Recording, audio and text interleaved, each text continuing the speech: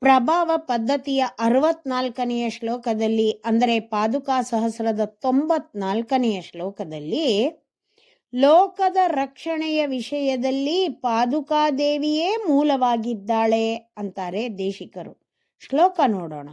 ರುದ್ರಂ ಶ್ರಿತೋ ದೇವಗಣಃ ಸ ರುದ್ರಃ ಪದ್ಮಾಸನಂ ಸೋಪಿ ಚ ಪದ್ಮನಾಭಂ ಸತ್ವಾಂ ಅನಂತೋ ನ ಪುನಸ್ತ್ವಮನ್ಯಂ ಕ ಏಷ ಪಾದಾವನೀತೆ ಪ್ರಭಾವಃ.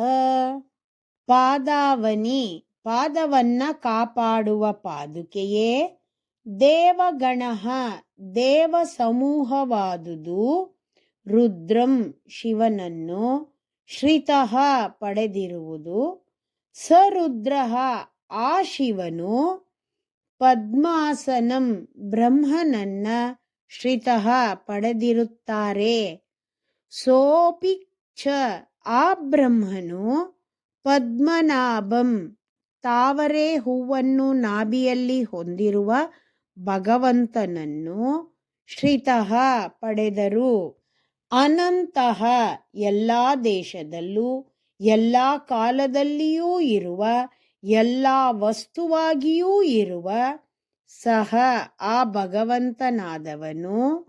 ತ್ವಾಂ, ನಿನ್ನನ್ನು. ಶ್ರಿತಃ, ಪಡೆದಿರುತ್ತಾರೆ. ತ್ವಂ, ಪುನಃ ನೀನಾದರೋ. ಅನ್ಯಂ, ಬೇರೊಬ್ಬರನ್ನು. ನ ಶ್ರಿತಃ, ಪಡೆಯಲಿಲ್ಲ. ಏಷ, ಈ. ತೇ, ನಿನ್ನ. ಪ್ರಭಾವಃ, ಕಹ, ಹಿರಿಮೆಯಾದುದು, ಎಂತಹುದು. ಲೋಕದಲ್ಲಿ ಆಶ್ರಿತ ರಕ್ಷಣೆ ಅನ್ನೋದು ಬಹಳ ವಿಶೇಷವಾದದ್ದು. ನಾವು ಯಾರಲ್ಲಿ ನಮ್ಮ ರಕ್ಷಣೆಯ ಭಾರವನ್ನ ವಹಿಸಿ ಬಿಡ್ತೇವೋ ಅವರು ನಮ್ಮನ್ನ ಸಂಪೂರ್ಣವಾಗಿ ರಕ್ಷಿಸಬೇಕು. ಅದಕ್ಕಾಗಿ ಅವರು ತಮಗಿಂತ ಹೆಚ್ಚಿನ ಬಲವಂತರನ್ನ ಆರಿಸಿ ಅವರಿಗೆ ರಕ್ಷಣೆಯ ಭಾರವನ್ನ ವಹಿಸಬಹುದು. ಆಗ ನಮ್ಮನ್ನ ರಕ್ಷಿಸಿದವರು ರಕ್ಷಣೆಯ ಭಾರವನ್ನ ಹೊತ್ತ ಮೂಲ ವ್ಯಕ್ತಿಯೇ ಆಗಿರ್ತಾರೆ. ಹಾಗೆ ಎಲ್ಲ ದೇವತೆಗಳು ತಮ್ಮ ರಕ್ಷಣೆಗಾಗಿ ರುದ್ರದೇವರನ್ನು ಆಶ್ರಯಿಸ್ತಾರೆ. ರುದ್ರದೇವರು ಎಲ್ಲ ದೇವತೆಗಳ ಜೊತೆ ತಮ್ಮ ರಕ್ಷಣೆಯ ಭಾರವನ್ನು ಬ್ರಹ್ಮನಿಗೆ ಒಪ್ಪಿಸ್ತಾರೆ. ಆ ಬ್ರಹ್ಮನಾದರೋ ಭಗವಂತನಲ್ಲಿ ಆಶ್ರಯ ಬಯಸಿ ಹೋಗ್ತಾರೆ.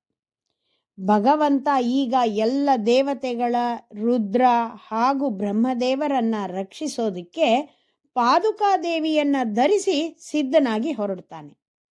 ಭಗವಂತನ ಪಾದಗಳನ್ನ ರಕ್ಷಿಸುವ ಮೂಲಕ ಪಾದುಕಾದೇವಿ ಎಲ್ಲರ ರಕ್ಷಣೆಯ ಭಾರವನ್ನ ಹೊತ್ತಂತಾಯಿತು. ಆದರೆ ಪಾದುಕಾದೇವಿ ಯಾರನ್ನೂ ಆಶ್ರಯಿಸಲಿಲ್ಲ. ಹಾಗಾಗಿ ಎಲ್ಲರ ರಕ್ಷಣೆ ಪಾದುಕಾದೇವಿಯ ಅಧೀನವಾಯಿತು. ಅವಳ ಹಿರಿಮೆ ಏನಂತ ಹೇಳೋದು ಅಂತಾರೆ ದೇಶಿಕರು.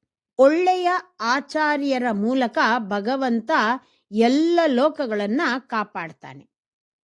ಒಳ್ಳೆಯ ಆಚಾರ್ಯರನ್ನ ಪಡೆಯದೇ ಇರುವವರಿಗೆ ಯಾವ ಫಲಾನೂ ದೊರಕೋದಿಲ್ಲ ಅನ್ನೋದು ಈ ಶ್ಲೋಕದ ಗೂಢಾರ್ಥ. ಶ್ರೀಮತೆ ನಿಗಮಾಂತ ಮಹಾದೇಶಿಕಾಯ ನಮಃ.